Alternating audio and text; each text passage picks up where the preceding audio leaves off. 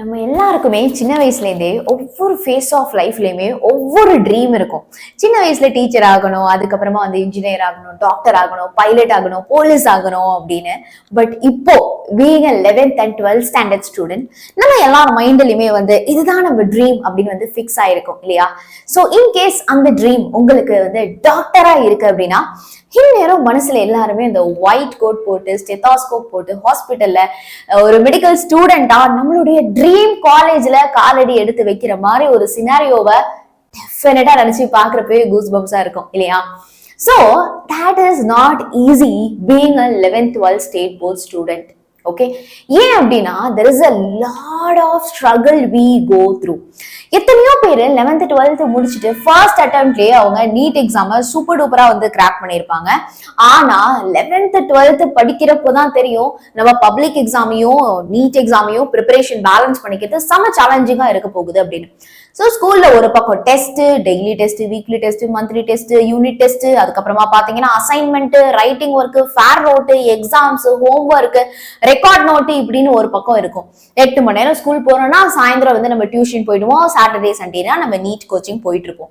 இப்படி மாத்தி மாத்தி டைம் ஓடுறதே தெரியாது. இந்த வருஷம் ஏதோ இப்பதான் ஆரம்பிச்ச மாதிரி இருக்கும், அதுக்குள்ள நமக்கு 2 மாசம் வந்து முடிஞ்சிருச்சு.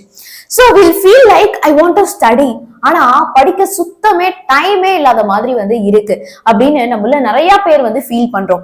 we want to prepare for NEET, we want to prepare for JEE. ஆனா 11th 12th போர்டு எக்ஸாம்ஸ் கூட நம்மளால வந்து இதுக்கு பேலன்ஸ் பண்ண முடியவே முடியாது, ரைட்? சோ இது வந்து ஏன் இந்த டைம் மேனேஜ்மெண்ட் வந்து ஏன் நமக்கு ரொம்ப ரொம்ப வந்து ஒரு கஷ்டமான ஒரு ஃபேக்டரா இருக்கு அப்படிங்கறத வந்து இந்த பர்டிகுலர் வீடியோல நம்ம வந்து டிஸ்கஸ் பண்ண போறோம். ஓகே, ஆல்சோ இந்த நீட் எக்ஸாம்ஸ்க்கு சிலபஸ் எப்படி இருக்க போகுது, நம்ம எப்படி ஸ்டேட் போர்ட் கூட சேர்ந்து நம்ம நீட் எக்ஸாம்ஸையும் நம்ம வந்து பேலன்ஸ் பண்ண முடியும், ஆல்சோ ஒரு ஸ்டேட் போர்ட் ஸ்டூடெண்ட் எப்படி நீட் எக்ஸாமுக்கு ப்ரிப்பேர் பண்ணணும் அப்படின்னு தான் நம்ம இதுல பார்க்க போறோம். ஸோ கமிங் டு சிலபஸ், நம்ம state board syllabus, NCERT syllabus, அதாவது நம்ம நீட் எக்ஸாமுக்கு ப்ரிப்பேர் பண்ணக்கூடிய சிலபஸ் ரெண்டுமே 99% சேம் தான். ஸோ தியரி கான்செப்ட்ஸ் ரெண்டுமே வந்து பாத்தீங்க அப்படின்னா நமக்கு டிட்டோ சேமா தான் வந்து இருக்க போகுது. நம்ம நிறைய பேர் மைண்ட்ல நினைச்சிட்டு இருக்கிறது என்னது அப்படின்னா, சிபிஎஸ்இ பசங்களுக்கு தான் நீட் ப்ரிப்பேர் பண்றது ரொம்ப ஈஸி, ஸ்டேட் போர்டு பசங்களுக்கு ரொம்ப ரொம்ப கஷ்டம், நம்ம நீட்டுக்கு தனியா படிக்கணும், ஸ்டேட் போர்டுக்கு தனியா படிக்கணும் அப்படின்னு நம்மளாம் நினைச்சிட்டு இருக்கோம். ஆனா இந்த ஒரு விஷயத்தை தயவு செய்து நான் சொல்றதை நம்புங்க, நீங்களே போயிட்டு அனலைஸ் பண்ணி பாருங்க. டிஸ்கிரிப்ஷன்ல நான் வந்து உங்களுக்கு நீட் எக்ஸாம்ஸ் உடைய சிலபஸ், அதாவது அப்டேட்டட் இந்த வருஷத்துக்கான சிலபஸ் பிடிஎஃப் வந்து நான் உங்களுக்கு பின் பண்ணியிருக்கேன். அந்த பிடிஎஃப் நீங்க டவுன்லோட் பண்ணி பாருங்க. 99% நமக்கு சேமா தான் இருக்க போகுது தியரி கான்செப்ட்ஸ். அப்போ நம்ம 2 வருஷம் 11th 12th படிக்கிறோம், தென் why நமக்கு NEET exams is very very difficult அப்படின்னா, ஜஸ்ட் அங்க கேட்கக்கூடிய கொஸ்டின்ஸ் தான் நமக்கு டிஃபரெண்டா இருக்க போகுது. சோ கான்செப்சுவலா நம்ம ஸ்டேட் போர்ட்லயே நம்ம படிக்கிற அதே சிலபஸ் தான் அப்படின்னாலுமே நமக்கு ப்ராப்ளம் சால்விங் ஒரு மிகப்பெரிய ஒரு பிரச்சனையா வந்து இருக்கு. எம்சிக்யூ பிராக்டிசிங் ஒரு பிரச்சனையா வந்து இருக்கு. நான் ஒரு ஐடியா வந்து சொல்றேன். நீங்க ப்ரீவியஸ் இயர் கொஸ்டின்ஸை சால்வ் பண்ண வேண்டிய நேரம் ஆரம்பிச்சாச்சு. ஓகே, சோ நான் உங்களுக்கு எனிவே ஸ்டேட் போர்ட்ல ஸ்கூல்ல டீச் பண்ண போறாங்க, இல்லைன்னா நீங்க டியூஷனுக்கு போறீங்க, இல்ல நாங்க கூட இங்க லைவ் கிளாஸ் வந்து உங்களுக்கு டீச் பண்றோம். சோ நம்ம ஸ்டேட் போர்ட்ல ஒவ்வொரு சாப்டரும் முடிய சைமல்டேனியஸா என்ன பண்ணணும், நீங்க ப்ரீவியஸ் இயர் கொஸ்டின் ஆஃப் நீட்டும் நீங்க எடுத்து சால்வ் பண்ணணும். ஏன் அப்படின்னா, நம்ம படிச்ச கான்செப்ட ஒரு ப்ராப்ளம்ல, ஒரு எம்சிக்யூல எப்படி நம்ம அதை அப்ளை பண்றோம் அப்படிங்கிற ஒரு நாலேஜ் நமக்கு டெவலப் ஆகும். ப்ரீவியஸ் இயர் கொஸ்டின் சால்வ் பண்றதுனால ஏதாச்சும் யூஸ் இருக்கா?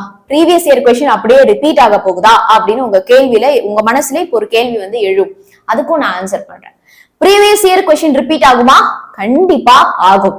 எக்ஸாக்டா சேம் கொஸ்டின் அப்படியே வராதே தவிர, அந்த ஆப்ஷன்ஸ் நீங்க அனலைஸ் பண்ணி படிக்கிறப்போ அதே கொஸ்டின் கொஞ்சம் ரீமாடல் பண்ணி திருப்பி நமக்கு every year it is keep repeating. Previous year question solve பண்றப்போ உங்களுக்கு டாபிக் வைஸ் வெயிட்டேஜ்ல ஒரு கிளாரிட்டி கிடைக்கும். ஒரு சாப்டர்ல எதுல இருந்தெல்லாம் நமக்கு கொஸ்டின்ஸ் கேக்குறாங்க அப்படின்னு ஒரு சூப்பரான ஒரு கிளாரிட்டி உங்களுக்கு கிடைக்கும். சோ இது எப்படி பண்றது அப்படின்னா, டெய்லி அட்லீஸ்ட் பிசிக்ஸ்ல ஒரு 31 மார்க், கெமிஸ்ட்ரியில ஒரு 30 எம்சிக்யூ, அதே மாதிரி பயாலஜில ஒரு 60 50 எம்சிக்யூ 50 எடுத்துக்கோங்க பயாலஜில. இதை ஃபர்ஸ்ட் நீங்க சால்வ் பண்ண ஆரம்பிங்க. உங்களுக்கு ஸ்கூல்ல ஒவ்வொரு சாப்டரும் முடிக்க சைமல்டேனியஸா நீட் ப்ரீவியஸ் இயர் கொஸ்டினும் நீங்க சால்வ் பண்ண ஆரம்பிச்சீங்க அப்படின்னா ரொம்ப ரொம்ப ஹெல்ப்ஃபுல்லா உங்களுக்கு இருக்கும். ப்ரீவியஸ் இயர் கொஸ்டின் PDF வேணும் அப்படின்னா கமெண்ட்ஸ்ல கேளுங்க, நான் உங்களுக்கு அதோடைய PDF சென்ட் பண்ணி வைக்கிறேன். NEET previous year question PDF வேணுமா அப்படின்னு கமெண்ட் பண்ணீங்கன்னா நான் வந்து உங்களுக்கு அதோடைய லிங்க் வந்து உங்களுக்கு நான் சென்ட் பண்றேன். Second thing is test taking. So நம்ம என்னதான் கான்செப்ட்ஸ்வலி ஸ்ட்ராங்கா இருந்தாலும் ஒரு கொஸ்டினை பாக்குறப்போ அதுல என்ன கான்செப்ட் நம்ம அப்ளை பண்ணணும், அதுல என்ன ஃபார்முலாவை நம்ம யூஸ் பண்ணணும், இப்படி நம்ம ஃபாஸ்டா அட்டென்ட் பண்ணணும். ஏன்னா நீட்ல 180 கொஸ்டின்ஸ் எழுத போறோம், 180 மினிட்ஸ்ல அட்டென்ட் பண்ணணும். ஒரு கொஸ்டினை 1 மினிட் குள்ள நீங்க வந்து சால்வ் பண்ணணும். அப்போ அந்த அளவுக்கு ஃபாஸ்டாவும் அக்யூரேட்டாவும் நம்ம இருக்கணும் அப்படின்னா வீக்லி ஒன்ஸ் ஆச்சு நீங்க கண்டிப்பா டெஸ்ட் எழுதணும். நீங்க ஆல்ரெடி கோச்சிங் போறீங்கன்னா அங்க வைக்கிற டெஸ்ட்டுக்கு கொஞ்சம் சீரியஸ்னஸோட நீங்க படிக்க ஆரம்பிங்க. இல்ல நாங்க உங்களுக்கு ஏதாவது டெஸ்ட் பேப்பர் வித் சொல்யூஷன் டிஸ்கஷன்லாம் பண்ணா ஹெல்ப்ஃபுல்லா இருக்கும் அப்படின்னா டெஃபினட்டா நீங்க 11th ஸ்டாண்டர்ட் ஸ்டூடெண்டா 12th ஸ்டாண்டர்ட் ஸ்டூடெண்டா டெஸ்ட் வச்சா ஹெல்ப்ஃபுல்லா இருக்குமா அப்படிங்கறத எங்களுக்கு கமெண்ட் செக்ஷன்ல கேளுங்க. செகண்ட் திங் இஸ் ஒரு டெஸ்ட்டை வந்து நீங்க எழுதினா மட்டும் போராது, அதோடைய எரர் அனாலிசிஸ் நீங்க பண்ணணும். இதுதான் எவ்ரி நீட் டாப்பர் டஸ், தெரியுமா? அதே எரர் அனாலிசிஸ் அப்படின்னா ஒரு டெஸ்ட்ல மார்க் கம்மி ஆயிடுச்சுன்னா ஒரு நார்மல் ஸ்டூடெண்ட் என்ன பண்ணுவாங்க, ஐயோ மார்க் கம்மி ஆயிடுச்சு, டெஸ்ட் மார்க்கே வர மாட்டேங்குது உட்காந்து புலம்பிட்டு இருப்பாங்க, அழுதுட்டு இருப்பாங்க. But to you know what a topper mentality is? ஒரு டெஸ்ட்ல மார்க் கம்மி ஆயிடுச்சா they will go and analyze ஏன் மார்க் கம்மியாச்சு அப்படின்னு ஒவ்வொரு கொஸ்டினுக்கும் நேரா என்ன வாட் வென்ட் ராங், அந்த கான்செப்டே நான் படிக்கலையா, நான் அந்த கொஸ்டினை மிஸ் அண்டர்ஸ்டாண்ட் பண்ணிட்டேனா, வேல்யூஸ் எழுதுறப்ப தப்பா எழுதிட்டேனா, கால்குலேஷன்ல எரர் பண்ணிட்டேனா அப்படின்னு they write reasons and every time they just make sure already பண்ண தப்ப திருப்பி மட்டும் ரிப்பீட் பண்ணாம பாத்துப்பாங்க. Okay, so that NEET exam is all about negative marks இல்லையா? சோ நம்ம எந்த அளவுக்கு நெகட்டிவ் மார்க் வாங்காம இருக்கோமோ அந்த அளவுக்கு நம்ம ரேங்க் மேல வந்து இருக்க போகுது. சோ நம்ம பண்ற தப்ப இந்த மாதிரி ஒவ்வொரு டெஸ்ட் முடிச்சதுக்கு அப்புறமா எரர் அனாலிசிஸ் பண்றது மூலமா நம்ம அவாய்ட் பண்ணிட்டே வரலாம். so that நம்மளுடைய ரேங்க் மேல மேல மேல இன்க்ரீஸ் ஆகிட்டே இருக்க போகுது. So whenever when something goes wrong, நம்ம ரேங்க் டிராப் ஆகுது, நம்ம மார்க் டிராப் ஆகுது அப்படின்னா நீங்க சீரியஸா நீட்டுக்கு ப்ரிப்பேர் பண்றீங்க அப்படின்னா தயவு செய்து இந்த எரர் அனாலிசிஸ நீங்க கொஞ்சம் சீரியஸா எடுத்துக்கோங்க. இப்போ நீட் ப்ரிப்பரேஷன் பண்றதுனால எனக்கு போர்டு எக்ஸாம்ஸ்ல மார்க் கம்மியாயிடுமா? ஏன்னா போர்டு எக்ஸாம்ஸ்ல மார்க் கம்மியாயிட்டா எங்க அம்மா அப்பா திட்டுவாங்க, அவங்க புரிஞ்சுக்க மாட்டாங்க அப்படின்னா நான் உங்களுக்கு இப்போ ஒரு கிளியர் கட் என்னதான் விஷயம் அப்படின்னு அவங்க கிட்ட சொல்ல போறேன். நீங்க நீட் எக்ஸாம்ஸ்க்கு ப்ரிப்பேர் பண்றதுனால போர்டு எக்ஸாம்ஸ் மார்க் கம்மியாகாது, இன்க்ரீஸ் தான் ஆகும். ஏன்னா பப்ளிக் எக்ஸாம்ல இந்த 1 மார்க்ல கிரியேட்டிவ் 1 மார்க், அப்புறமா 2 மார்க் 3 மார்க் கம்பல்சரி, இந்த புக் அண்ட் சைட் கொஸ்டின் இதெல்லாம் எப்படி கேக்குறாங்க, ஓனா தானே கேக்குறாங்க. அப்போ இந்த போர்டு எக்ஸாம்ஸ்ல எல்லாருக்கும் பப்ளிக் எக்ஸாம்ல ஜென்ரலா நிறைய பேருக்கு ரொம்ப கஷ்டமா இருக்கக்கூடிய இந்த கிரியேட்டிவ் 1 மார்க்ஸ், அதுக்கப்புறமா புக் அண்ட் சைட் கொஸ்டின் இதெல்லாம் நம்ம ஈஸியா சால்வ் பண்ணிடுவோம் நம்ம நீட்டுக்கு ப்ரிப்பேர் பண்ணோம் அப்படின்னா. ஓகே, சோ நீட்டுடைய லெவல் கொஞ்சம் லிட்டில் பிட் ஹையரா இருக்க போகுது. அப்ப நம்ம நீட் லெவலுக்கு ப்ரிப்பேர் பண்ணிட்டோம் அப்படின்னா டெஃபினட்டா நம்ம போர்டு எக்ஸாம்ஸ்க்கு இந்த கான்செப்ட்ஸ் நம்ம எழுதுறது ரொம்ப ரொம்ப ரொம்ப ரொம்ப ஈஸியா இருக்கும். நீட்டுக்கு ப்ரிப்பேர் பண்றப்போ நம்ம போர்டு எக்ஸாம்ஸ் மார்க்கும் டெஃபினட்டா இம்ப்ரூவ் தான் ஆக போகுது. சோ உங்களுக்கு தேவையான ப்ரீவியஸ் இயர் கொஸ்டின் PDF இருக்கட்டும், நீட் எக்ஸாம்ஸ் உடைய சிலபஸ் PDF இருக்கட்டும், நான் வந்து உங்களுக்கு டிஸ்கிரிப்ஷன்ல கொடுத்திருக்கேன்.